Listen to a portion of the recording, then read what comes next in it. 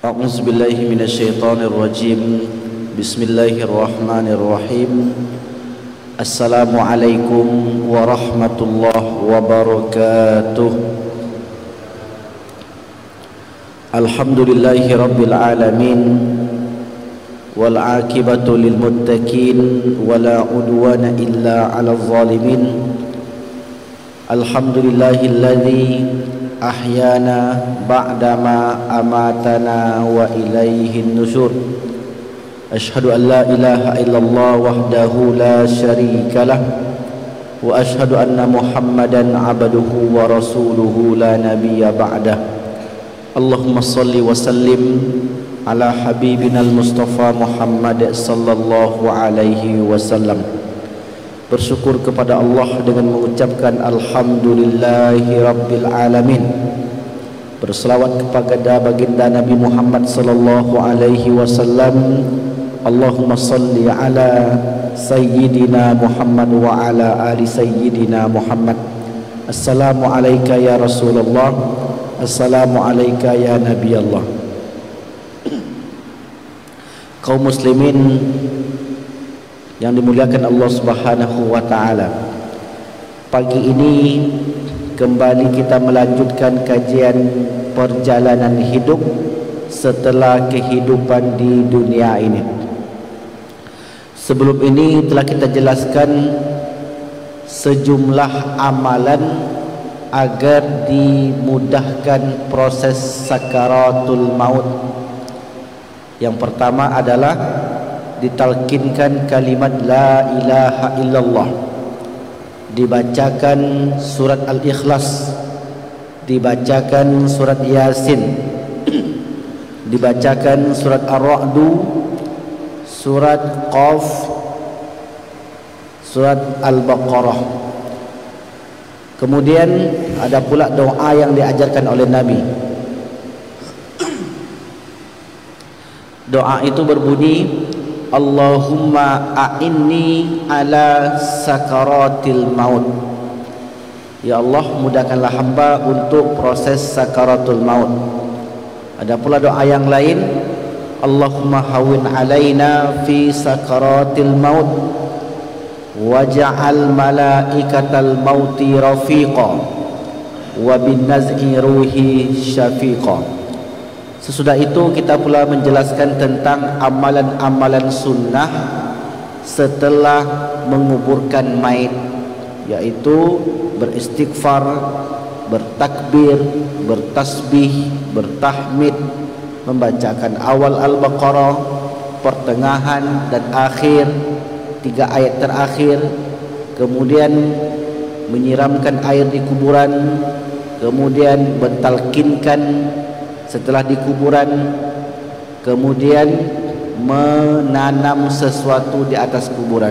Alhamdulillah, itu pun sudah kita jelaskan pada pertemuan sebelum ini, dan itu semuanya berdasarkan dalil-dalil dari Rasulullah sallallahu alaihi wasallam dan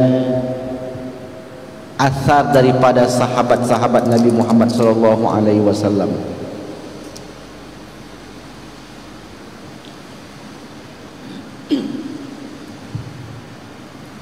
Setelah kita berpindah ke alam kubur, yaitu alam yang keempat.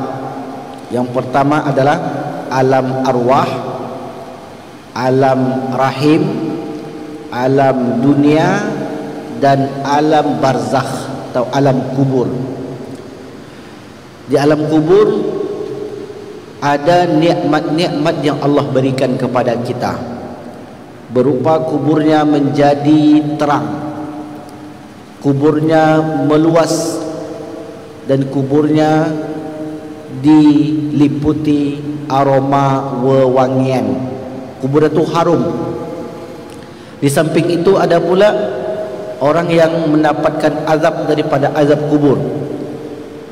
Mereka dihimpit oleh tanah, kemudian diintimidasi, ditakut-takuti oleh kubur. Kemudian didatangkan ular dan ditampakkan kepadanya kengerian neraka pagi dan petang.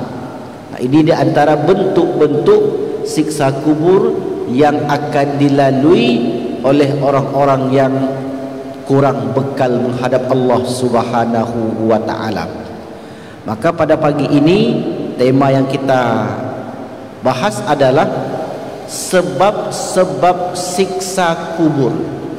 Apa penyebabnya sehingga orang itu dijepit oleh kubur, sehingga orang itu tulang rusuknya wa takhtalifu adla'uhu, tulang rusuk kiri dan kanannya saling menikam. Kenapa menikam? Karena kubur itu menghimpit dan menjepit. Di dalam kubur mereka ditampakkan kengerian azab di neraka. Apa sebab itu semua? Berdasarkan ayat-ayat Al-Quran,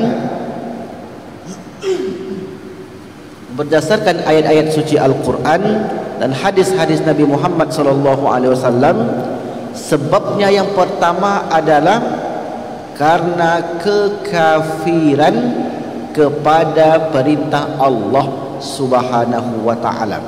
Kafir maknanya menutup diri, menutup diri daripada Allah Subhanahu wa taala. Sebagaimana doa kita, wa kaffir anna sayyiatina. Kafir berarti dan tutuplah segala keburukan-keburukan kami. Jadi kalau ditanya orang nanti kafir itu apa artinya? Secara bahasa kafir artinya menutup. Ada buku kulit luarnya dalam bahasa Inggris disebut cover. Cover diambil dari kata kafir, kafara, menutup. Maknanya apa? Menutup diri daripada nikmat-nikmat Allah, menutup diri daripada keimanan kepada Allah Subhanahu wa taala. Bermakna kalau ada orang yang menutup dirinya tidak memperakui nikmat Allah, berarti orang itu sedang kufur kepada Allah. Tidak mengakui saya tidak ada diberi nikmat oleh Allah, berarti dia sedang menampakkan kekufurannya, karena dia sedang menutup dirinya daripada pemberian Allah Subhanahu wa taala. Maka sebab pertama seseorang diazab, mendapat siksa di dalam kubur karena tidak beriman kepada Allah Subhanahu wa taala. Mana ayat yang menceritakan tentang itu? Di antaranya adalah surat Ghafir 45 dan 46. Allah Subhanahu wa taala berfirman, A'udzubillahi minasyaitonir rajim. Fawaqahu Allahu sayyi'ati ma makaru wa haqa bi ali fir'auna su'ul adzab.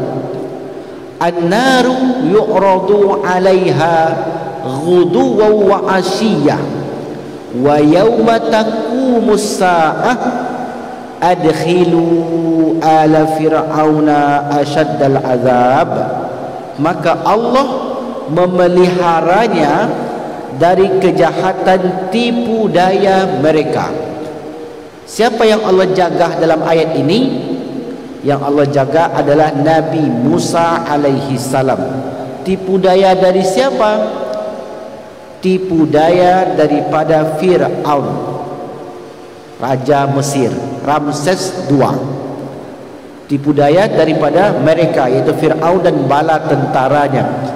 Sedangkan Fir'aun beserta kaumnya dikepung oleh azab yang sangat buruk. Kepadanya ditampakkan, atau kepada mereka, kepada Fir'aun dan bala tentaranya itu diperlihatkan pagi dan petang, dan pada hari kiamat panasnya api neraka.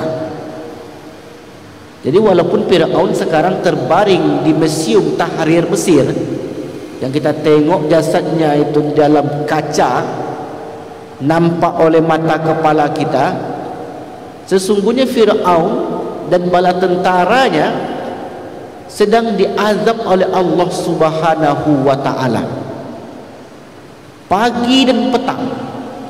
Kenapa disebut pagi dan petang? Bermakna sepanjang masa. Pagi dan petang menunjukkan 24 jam. Adakah di dalam kubur itu pagi dan petang? Di dalam keterangan saya tidak mendapatkan apakah ada pagi dan petang. Lalu kenapa disebut pagi dan petang? Guduwa wa asiyya, untuk menunjukkan kepada kita makna pagi dan petang itu sepanjang hari. Kalau saya bekerja pagi dan petang, dari pagi sampai petang, petang sampai pagi. Karena ketika Allah menceritakan malaikat yang menjaga manusia, malaikat itu terbagi kepada dua shift, dua waktu. Yata'aqabuna fikum malaikatun bil laili wa malaikatun bin nahar. Malaikat yang senantiasa menjaga kalian itu datang di waktu siang dan malam. Kenapa disebut siang dan malam? Karena sepanjang hari mereka membagi tugas di pagi hari dan di sore hari. Nah, kemarin sore turun malaikat sampai pagi ini. Pagi ini malaikat naik lagi bertemu dengan Allah Subhanahu wa ta'ala. Lalu kemudian melihat di antara hamba-hambanya ada yang tertidur, ada yang bermajlis, ada yang beribadah, dan ada yang maksiat. Ketika malaikat itu bertemu dengan Allah, ditanya oleh Allah, kaifa taraktum ibadi, wahai hambaku, wahai malaikatku, dalam keadaan seperti apa engkau meninggalkan hambaku?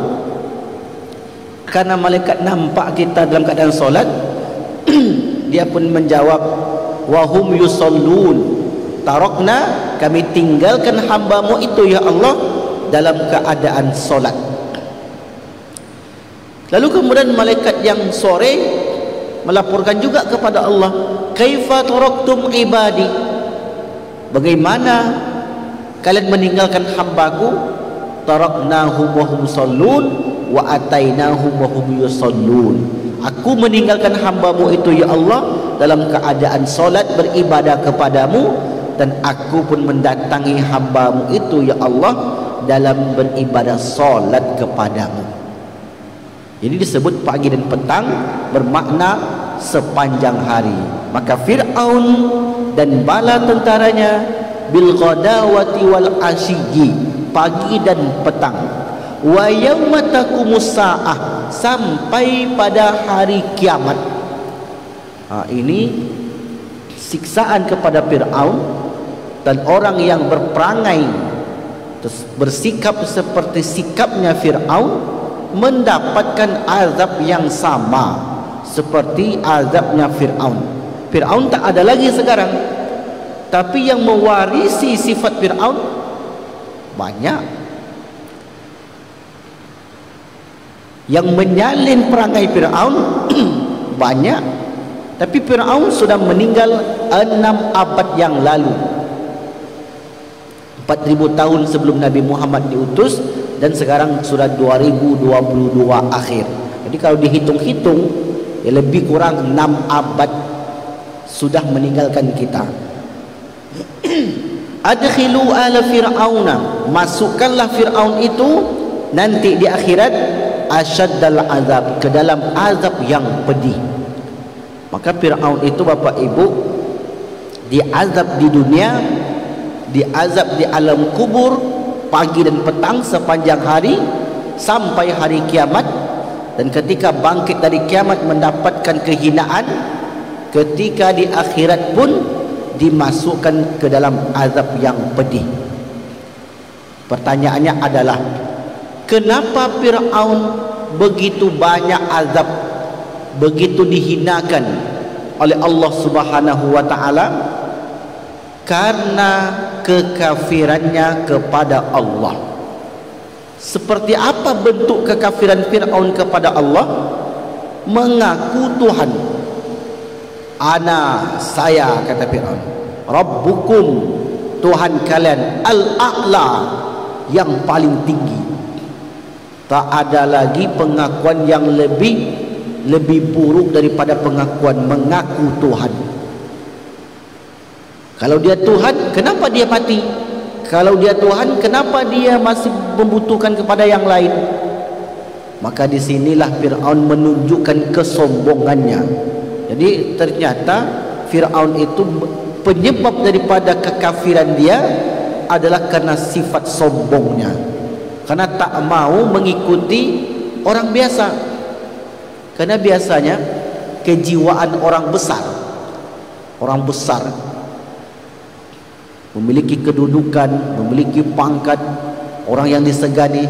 Ketika ada orang biasa-biasa menasihati dia tidak berpangkat, dia pula bukan orang kaya, dia pula orang-orang biasa, maka kejiwaan orang itu sulit untuk menerima. Yang datang Musa itu orang biasa-biasa di mata manusia, tetapi di hadapan Allah Musa itu orang yang istimewa, kalimullah, berbicara dengan Allah. Bayangkan betapa dekatnya Nabi Musa itu dengan Allah Subhanahu wa taala, digelari oleh Allah kalimullah, orang yang berbicara dengan Allah Subhanahu wa taala. Karena Fir'aun tadi sudah menutup diri, ini makna kafir tadi. Karena sudah menjauhkan diri daripada hidayah, maka Fir'aun menolak dengan mentah apa yang disampaikan oleh Nabi Musa alaihi salam. Meninggallah Fir'aun di alam kubur, mendapatkan siksaan pagi dan petang. Apa bentuk siksaan bagi Fir'aun? Dalam ayat ini Allah ceritakan ditampakkan api neraka kepadanya. Baru ditampakkan saja itu sudah menjerit. Misalnya begini Bapak Ibu, ada orang pegang ular, contohnya ular kobra, kemudian ditoyorkannya ke muka kita. Dia enggak dipatukkannya, baru diginikan saja ke muka kita.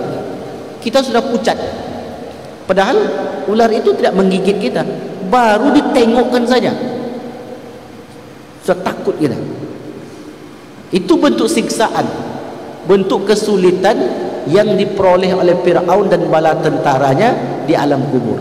Nah, ini panasnya api neraka ditengokkan, diperlihatkan kepada dia untuk melihatkan siksaan yang pedih nanti di akhirat. Wa in kana min ahli jannah fa min ahli jannah. Ada orang yang meninggal itu dari kalangan penghuni surga, maka termasuklah penghuni surga. Wa in kana min ahli nar, andai orang yang meninggal itu dari kalangan penghuni neraka, fa min ahli nar, dan dari kalangan ahli neraka, hatta taqumas saah, sampai kiamat datang. Ini penyebab, itu penyebab kekafiran. Bagaimana kalau ada orang banyak membantu orang, bersedekah, mengeluarkan hartanya, tetapi tidak beriman? Apakah dibalas oleh Allah Subhanahu wa taala di akhirat? Semua kebaikan yang tidak diniatkan untuk Allah, maka tidak dinilai oleh Allah Subhanahu wa taala. Ini kata kuncinya adalah amalan itu untuk siapa kita buat? Untuk dilihat orang kah, atau untuk Allah Subhanahu wa taala? Untuk orang, maka nanti di akhirat orang itu didatangkan oleh Allah. Dulu kamu berbuat karena manusia, maka ini amalanmu, minta syafaat kepada manusia itu. Ini amalanmu karena ingin disebut namanya. Jadi sebanyak apapun kebaikan yang dilakukan seorang, kalau bukan karena yang memberi nikmat, yang memberi nyawa itu, maka tidak dinilai oleh Allah Subhanahu wa taala. Maka disinilah perlu kita menata diri agar apa yang kita lakukan ini benar-benar ikhlas karena Allah Subhanahu wa taala. Siapa lagi contohnya Bapak Ibu yang berbahagia? Fir'aun ini ada dua kawannya lagi. Siapa dua ini? Yang dua ini Haman dan Qarun. Jadi mereka ini tiga serangkai, Pak. Fir'aun, Haman, Qarun. Haman itu siapa? Haman itu adalah kaum intelektualnya Fir'aun, orang cerdas. Jadi biasanya setiap pemimpin itu ada yang menjadi penasehat. Nah, kalau kita sebut sekarang bahasanya, penasehat Fir'aun itu adalah Haman. Haman itu orang cerdas, orang pintar. Mungkin kalau sekarang gelarnya profesor, saking cerdasnya dia. Seperti apa kecerdasan Haman? Suatu ketika Fir'aun minta kepada Haman, wahai Haman, tolong buatkan saya tangga ke langit. Untuk apa tangga itu wahai tuanku Fir'aun? Untuk melihat Tuhannya Musa. Kalau betul-betul ada Tuhan Musa itu, maka tolong buatkan saya tangga sampai ke langit. Aku mau tengok, aku mau berjumpa Tuhannya Musa. Karena saya yakin, kata Fir'aun, tak ada Tuhan selain saya. Sayalah Tuhan itu.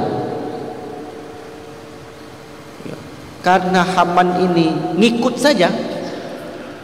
Baiklah wahai tuanku, aku akan buatkan. Dibuatkanlah tangga oleh Haman ini. Sampai ke langit? Tak sampai ke langit. Hanya beberapa meter tingginya.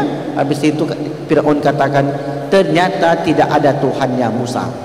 Dan sebenarnya Fir'aun ini mengejek, tak ada Tuhan itu. Tuhan itu adalah saya. Saya yang memberi rezeki kepada Bani Israel yang berada di Mesir. Kisah itu diceritakan oleh Allah Subhanahu wa taala dalam surat Al-Qasas ayat 38. Al-Qasas artinya cerita-cerita.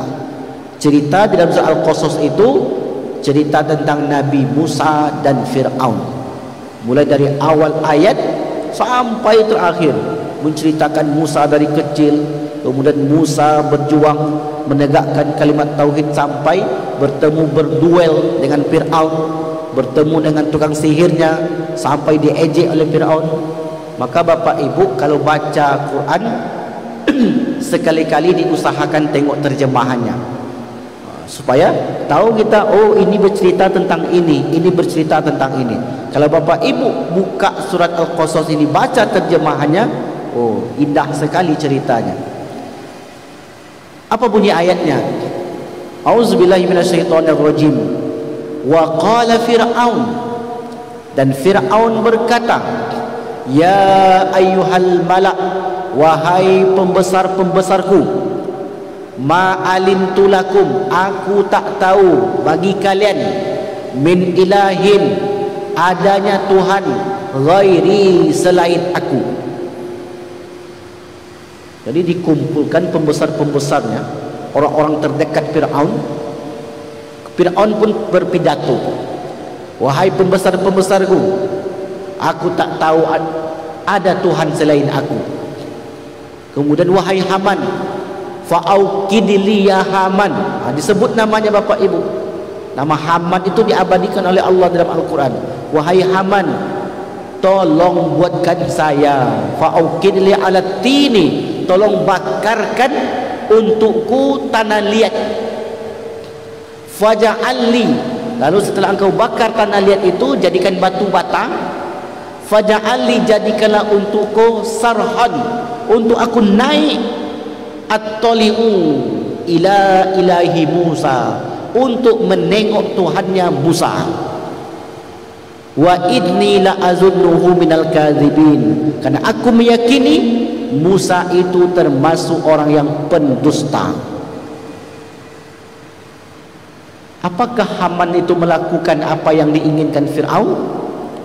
Iya, dilakukannya, dibuatnya. Tapi apakah Fir'aun itu mendapati bertemu dengan Tuhannya Musa? Tidak. Itu hanya ejekan kepada Nabi Musa saja. Jadi kalau kita beribadah, berbuat baik, kemudian kita menyembah Allah, ada orang mengejek kita, buat apa kamu tunggang tunggik beribadah? Buat apa kamu tunggang tunggik itu bahasa Melayu? Buat apa kamu bersujud syukur? Kamu solat tak membuat kamu kaya. Habis waktu kamu di masjid. Berapa banyak waktu habis? Habis 1 jam. Kalau dari luar sana 1 jam itu digunakan untuk bekerja, berbisnis, piti masuk, dapat duit. Ada orang yang solat menghabiskan waktu di masjid itu jadi kaya dia? Tak ada. Jadi untuk apa beribadah? Orang yang tadi imannya lemah mulai ragu. Iya juga ya, untuk apa saya beribadah? Beribadah untuk mendekatkan diri kepada kekasih kita. Karena untuk mendekatkan diri kepada orang yang kita cintai dan kepada zat yang kita cintai hanya menjalin hubungan. Maka disebut solat. Solat bermakna menghubungkan diri kepada Allah Subhanahu wa taala. Makanya Bapak Ibu yang berbahagia, ketika kita solat di dalam surah Al-Fatihah, kita sedang berdialog dengan Allah. Makna dialog, kita sedang bercakap dengan Allah. Alhamdulillahi Rabbil Alamin, hamidani abdi, hambaku telah memujiku. Itulah jawaban Allah. Setiap orang yang membaca Al-Fatihah di dalam solatnya, hamidani abdi, hambaku telah memujiku. Ar-Rahmanir Rahim, asna alayya abdi, hambaku telah menyanjungku. Ar-Rahmanir Rahim, maliki yaumiddin, majjadani abdi, hambaku mengagungkan aku. Sampai akhir daripada surah Al-Fatihah. Maka disinilah ketika kita membaca surah Al-Fatihah, tak boleh terburu-buru, mesti berpelan-pelan. Alhamdulillahi Rabbil Alamin, Ar-Rahmanir Rahim, Maliki Yaumiddin. Ini ada orang solat Al-Fatihah tembus 1 napas. Alhamdulillah, amin. Tak sempurna. Maka bagaimana Allah menjawab daripada bacaan-bacaan tersebut? Jadi ketika kita solat itu luar biasa. Kalau direnungkan setiap ayat-ayat dari Al-Fatihah itu, maka Allah balas, Allah jawab bacaan-bacaan kita itu dengan pujian-pujian daripada Allah Subhanahu wa ta'ala. Bapak Ibu ini dimuliakan Allah Subhanahu wa ta'ala. Contoh yang kedua. Yang pertama tadi Fir'aun dan bala tentaranya. Yang kedua, tokoh yang disebut Haman. Yang ketiga, Qarun. Qarun ini siapa? Inna Qaruna min qaumi Musa. Qarun itu adalah kaumnya Nabi Musa. Jadi kalau ada orang bertanya, Qarun itu hidup di zaman siapa? Hidup di zaman Nabi Musa. Di mana Qarun itu hidup? Di Mesir.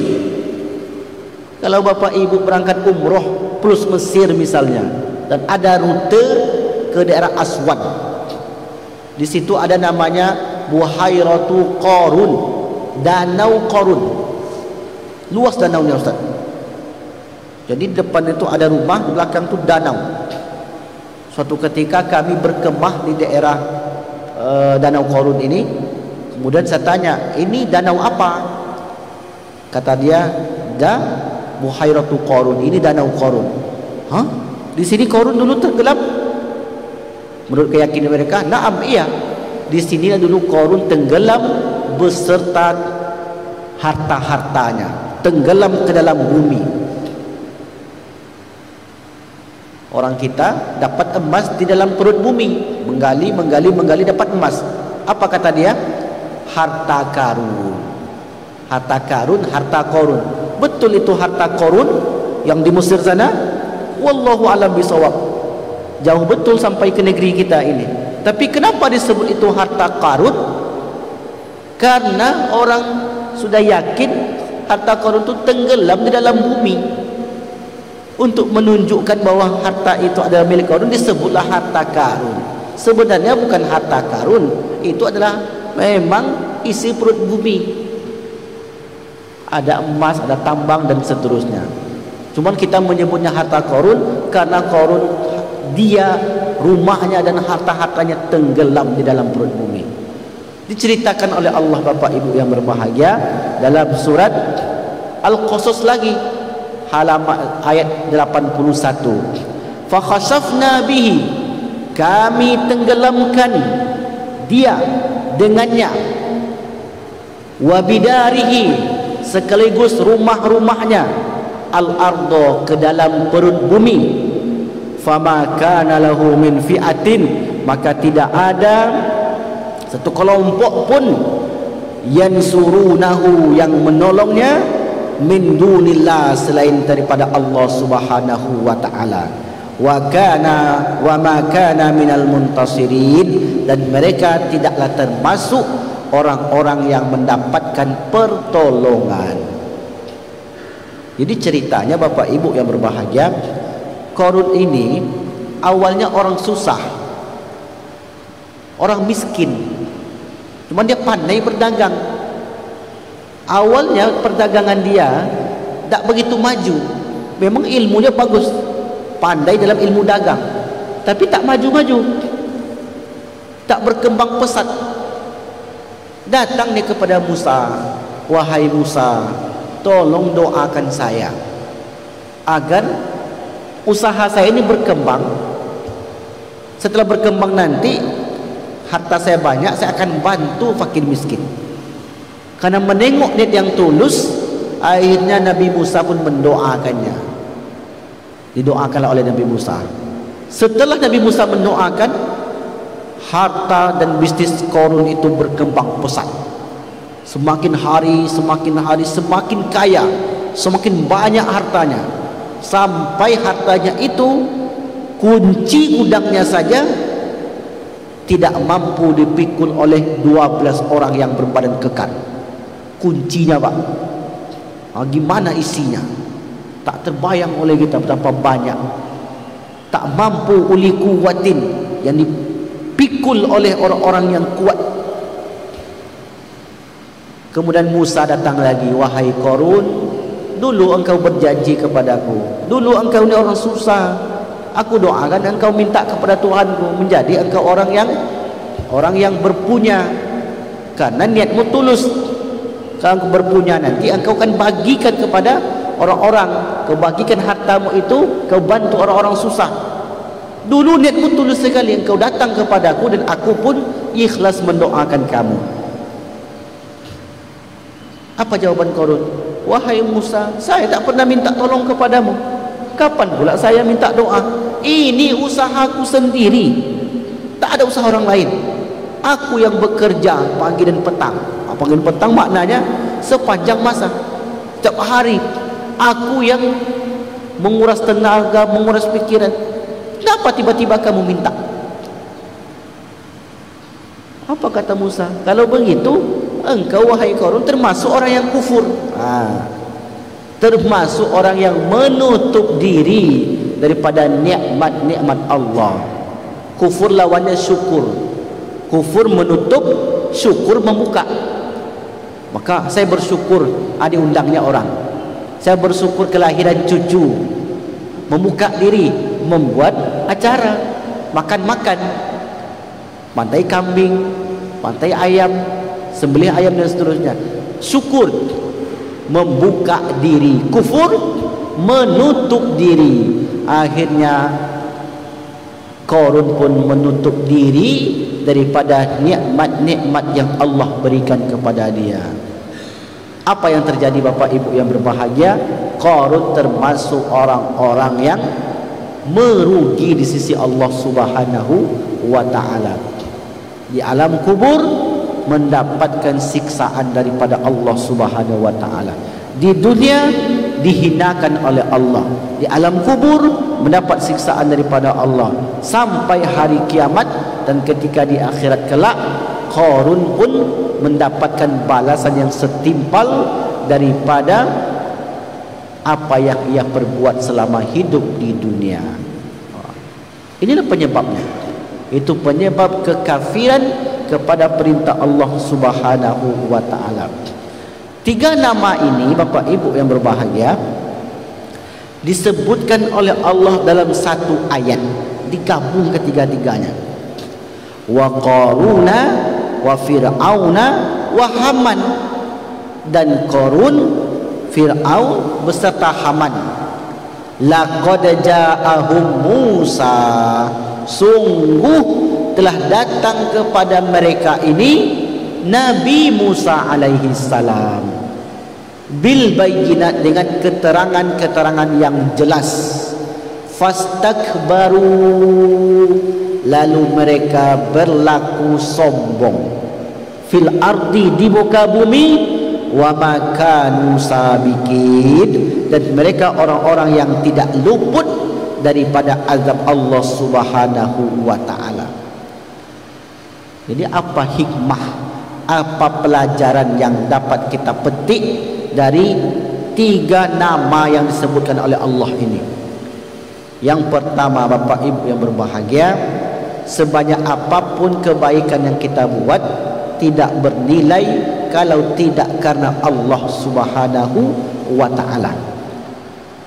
Yang kedua, bahwa orang-orang yang menutup diri daripada nikmat-nikmat Allah, menyombongkan diri di muka bumi, pasti akan mendapatkan balasan daripada Allah. Kalau tidak di dunia dihinakan oleh Allah, tak akan lepas daripada alam kubur. Karena semua kita ni pasti akan meninggal. Ketika muda dulu, ada mungkin dia kuat, harta dia banyak, dia orang pintar, pangkat dia tinggi, berbuat semena-mena, tak ada yang berani mengganggu dia. Bahkan orang ngomong pun di depan dia, orang itu kena sikat, saking kuatnya orang ini.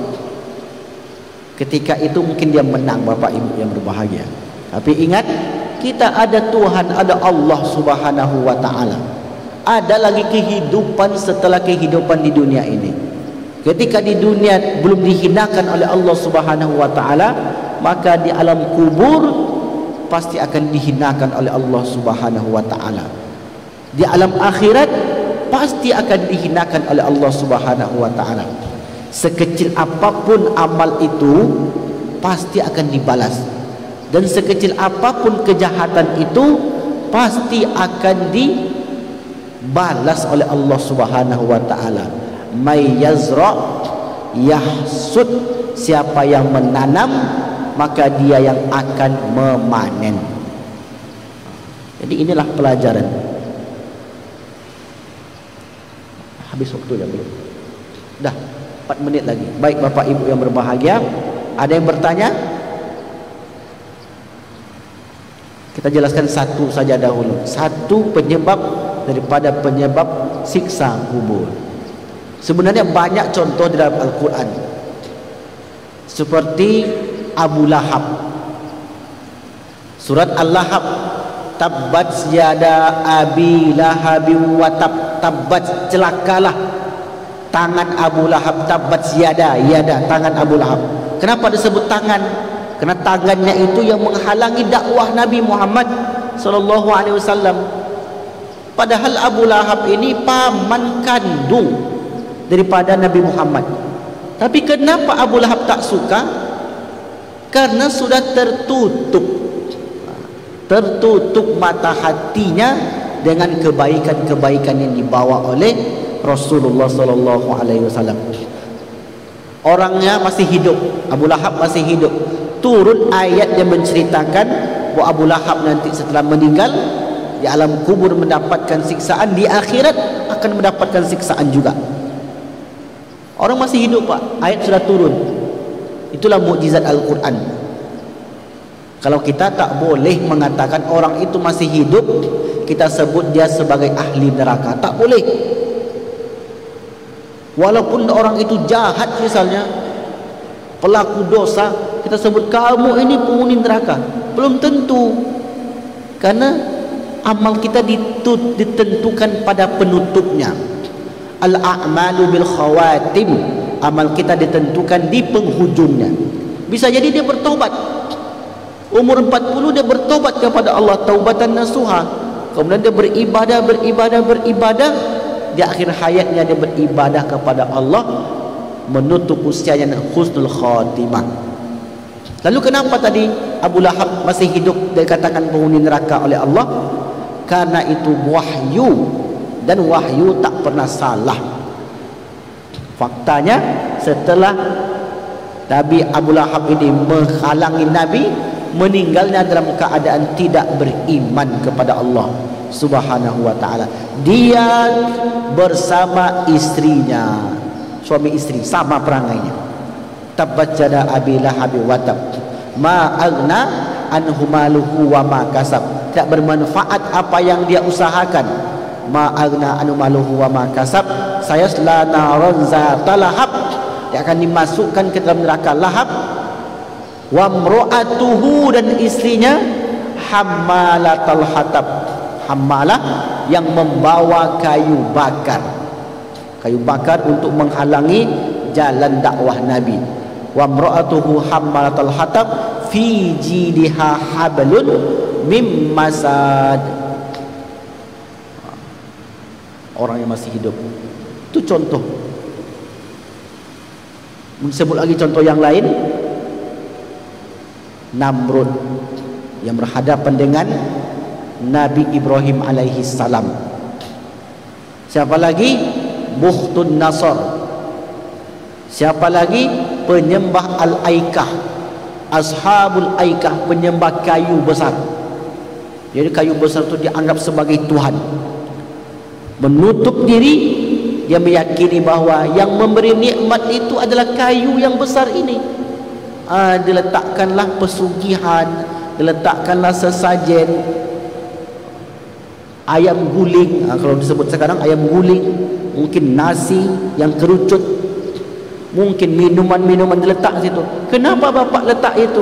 Kayu besar ini dapat memberikan nikmat, memberikan rezeki. Kalau saya letakkan makanan di situ, usaha saya di pasar bawah lancar. Dipasangnya jimat situ. Ini karena jimat inilah usaha saya di pasar bawah itu menjadi laris. Betul bisa begitu? Tidak. Yang dapat melancarkan dan menahan, memberi rezeki kepada seorang, Allah Subhanahu wa ta'ala. Berarti kita hanya meminta kepada Dia semata. Jadi kalau kita ceritakan Bapak Ibu yang berbahagia tentang orang-orang yang menutup diri daripada nikmat Allah tersebut, banyak sekali. Ada Abu Jahal, ada Umayyah bin Khalaf, ada Kan'an anaknya Nabi Nuh alaihissalam, ada istri Nabi Lut, istri Nabi Nuh. Semua itu termasuk orang-orang yang menutup diri daripada nikmat Allah. Apa akibat yang didapat seseorang setelah menutup diri daripada nikmat Allah? Mendapatkan siksa, balasan yang setimpal daripada Allah di alam kubur dan di alam akhirat nanti. Maka mudah-mudahan Allah tidak tutup hati kita. Mudah-mudahan Allah senantiasa buka hati kita, menjadi kita orang-orang yang bersyukur kepada Allah. Wa kaffir anna sayyi'atina wa tawaffana ma'al abrar. Wallahu a'lam bishawab. Maka inilah dapat kami sampaikan. Mudah-mudahan bermanfaat. Wal afu minkum. Wassalamu alaikum warahmatullahi wabarakatuh.